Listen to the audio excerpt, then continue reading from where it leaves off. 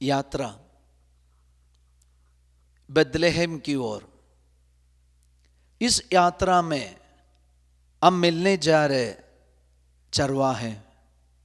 यीशु के जन्म का संदेश सबसे पहले चरवाहों के लिए दिया गया है। सबसे पहले स्वर्गदूत चरवाहों के पास जाकर संदेश दिया। संत लूकस का सुसमाचार अध्याय 2 वचन संख्या 8 से। प्रभु का दूत उनके पास आकर खड़ा हो गया। ईश्वर की महिमा उनके चारों ओर चमक उठी और वे बहुत से अधिक डर गए। स्वर्गदूत ने उनसे कहा, डरिए नहीं, देखिए मैं आपको सभी लोगों के लिए बड़े आनंद का सुसमाचार सुनाता हूं। बड़े आनंद का सुसमाचार लेकर सबसे पहले स्वर्गदूत चरवाहों के पास गए। इसका एक कारण भी है।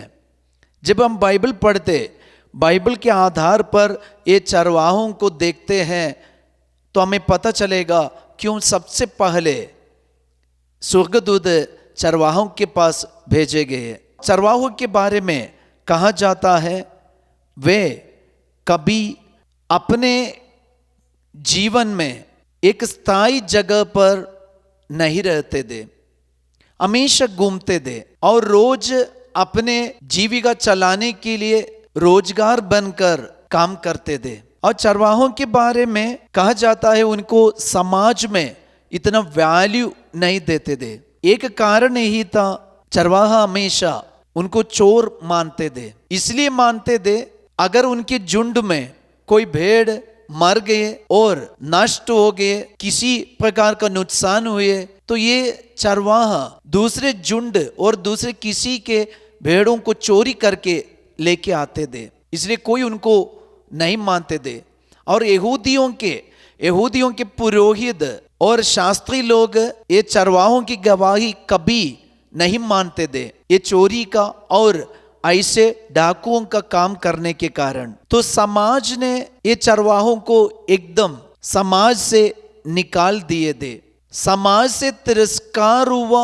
ये चरवाहों के पास आज यीशु के जन्म का सबसे पहला संदेश पहुंच जाते।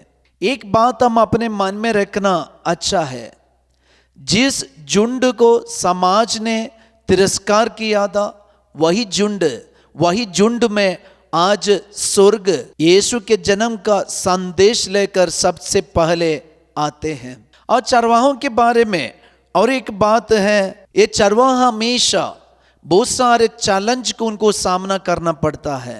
चरवाहों के लिए बहुत सारे हमेशा पहरा देना पड़ता है। और ये पहरा देते समय अगर कोई जानवर भेड़ों के ऊपर आक्रमण किए तो उससे इनको बचाना पड़ता है, हमेशा सतर्क रहना पड़ता है। तो हमेशा दिन और रात सतर्क रहकर जीने वाले एक झुंड दे ये चरवाहे। ईश्वर की योजना जब हम देखते हैं, ईश्वर की योजना मनुष्यों की योजना से अलग है। इसलिए संत पौलुस ने कहा, संत पौलुस का कहना है कुरिन्थियों का पहला पत्र अध्याय 1 संख्या 27, ज्ञानियों को लज्जित करने के लिए ईश्वर ने उन लोगों को चुना है जो दुनिया की दृष्टि में मूर्ख है। शक्तिशालियों को लज्जित करने के लिए उसने उन लोगों को चुना है जो दुनिया की दृष्टि में दुर्बल है। ये चरवाहे ऐसे एक दुर्बल झुंड है, क्योंकि भेड़ बकरियों को देखने से हमें पता चलेगा जानवरों में से एक दुर्बल जानवर है भेड़ बकरी। और ये भेड़ बकरियों के बारे में कहा जाता है उनकी वो दुर्बल है, उनके लिए इम्यूनिटी पावर और रेसिस्टेंस पावर कम है, जल्दी वो बीमार हो जाते इसके कारण। और ज्यादा दूर तक ये जानवर देख नहीं पाते। अगर ये एक बार झुंड से अलग हो गए तो फिर दोबारा झुंड में जुड़ना इनके लिए मुश्किल है। तो इसके लिए एक ही सहारा चरवाहा है। इसलिए ये भेड़ बकरी हमेशा चरवाहा के साथ ही घूमते थे और सच बोलेंगे तो चरवाहा ही है ये भेड़ बकरियों की आंख या दृष्टि। तो ये निष्कलंक, ये दुर्बल जानवरों को चलाकर उसको अपने पास रखकर ये चरवाहे बहुत बढ़िया से इनका देखभाल करते थे। चरवाहों का 3 जिम्मेदारी हमें देखने को मिलता है। चरवाहों का 3 ड्यूटी है, खिलाना या मतलब भोजन देना, और अगुवाई करना, और उनको संरक्षण देना। ये 3 ड्यूटी है एक चरवाहे का। तो ये चरवाहा हमेशा अपने भेड़ों को भोजन के लिए घूमते रहते हैं मरुभूमि में और विजन प्रदेश में, और हमेशा इनके ऊपर आक्रमण हो सकता है, इसलिए वे हमेशा इनको संरक्षण देने में तत्पर है। और भेड़ बकरियों को आगे ले जाना, अगुवाई करना भी बहुत जरूरी है। शायद टीवी में सब हम देखे होंगे, अगर एक जन आगे जा रहे तो उसी के पीछे पीछे सारे भेड़ बकरी एक झुंड होकर आगे बढ़ते हैं। इसलिए ये तीनों जिम्मेदारी से ये चरवाहा हमेशा भेड़ों से जुड़े रहते थे। चरवाहों के बारे में और एक बात ऐसा है, वे कभी स्कूल नहीं गए, इसलिए उनके पास कोई एजुकेशन, ज़्यादा ज्ञान या प्रज्ञा नहीं है।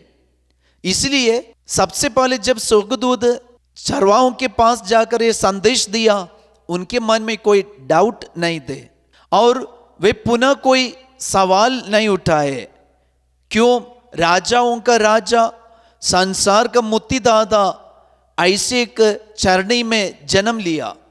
चाहिए तो पूछ सकते थे, लेकिन चरवाहे नहीं पूछे, उनके अंदर इतना ज्ञान नहीं था। तो ये सारी बात हमें एक शिक्षा देते हैं, चरवाहे जैसे यीशु को हम स्वीकार करने के लिए। चरवाहों के बारे में और एक बात ऐसे कहा जाता है, इनके झुंड में से अगर कोई एक भेड़ ज़्यादा बलवान हो गए और ज़्यादा उत्साही हो गए, उत्साही होने के कारण बाकी सबों से भिड़ंत करते और लड़ाई करते और हमेशा अलग होकर इधर उधर भागते रहता है, तो ये चरवाहा ये भेड़ को अलग करके जानबूझकर इसके एक पैर को तोड़ते हैं। क्यों तोड़ते हैं? जब इनका पैर को तोड़ते हैं, एक पैर को तोड़ते हैं, उसके बाद ये चरवाहा ये भेड़ को गोदी में लेते और उसका पैर को पट्टी बांधते हैं और उसके लिए सारा इलाज करते। और ये इलाज के समय बीच में चरवाहे इसको इतना प्यार देते, उसको अपनी गोदी में रखकर उनको खिलाते पिलाते और उनके ऊपर हाथ रखते हैं। तो ये भेड़ के अंदर अनजानते हुए और ये भेड़ के अंदर ये चरवाहे के प्रति एक प्यार अपना से आ जाएंगे। इसलिए चरवाहा ये भेड़ के साथ अन्याय करते हैं, ताकि इसके ये चरवाहे से अलग होने के कारण, तो अभी चरवाहा का प्यार पाने के कारण ये भेड़ फिर कभी चरवाहे से अलग नहीं होंगे। प्रिय भाई और बहन, आज हम भी ये चरवाहों की समान बालक यीशु को स्वागत करना, बिना कोई संदेह से, बिना कोई डाउट से, बिना कोई सवाल से, बालक यीशु जो राजाओं का राजा है हमारे दिल में भी भाग जन्म लेना चाहते हैं। तो आइए ये यात्रा में बेथलेहम की ओर प्रभु बालक यीशु आपको आशीष प्रदान करे।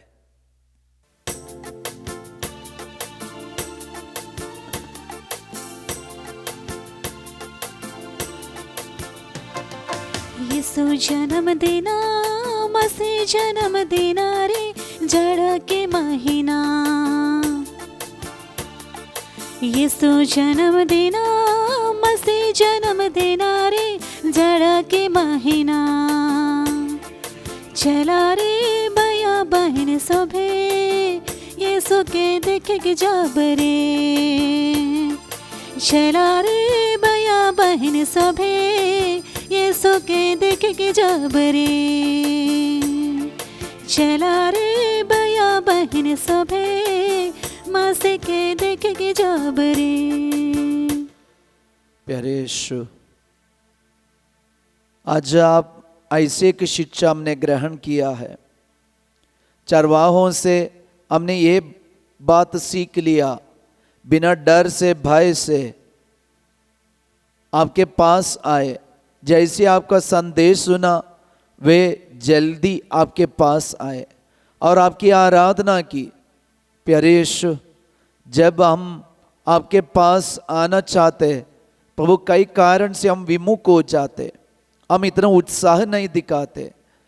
आज हम कृपा मानते यीशु, आपके पास आने के लिए चरवाहों के समान वही उत्साह हमें भी दीजिए, हम भी जल्दी आपका संदेश पाकर आपके पास आ सके और आपकी आराधना कर पाए। यीशु, मेरे घर में, मेरे परिवार में, यीशु मेरे दुख संकट में आप आइए यीशु। और जितने लोग आज आपसे दूर है उन सब के लिए हम प्रार्थना करते, इस उनके अंदर भी आपका संदेश मिले और ये संदेश पाकर सभी लोग जल्दी जल्दी आपके पास आने वाले बन जाए। यीशु हमें आशीष दीजिए। हो तेरी आराधना यीशु मेरे नाथ, हो सदा तेरी वंदना यीशु मेरे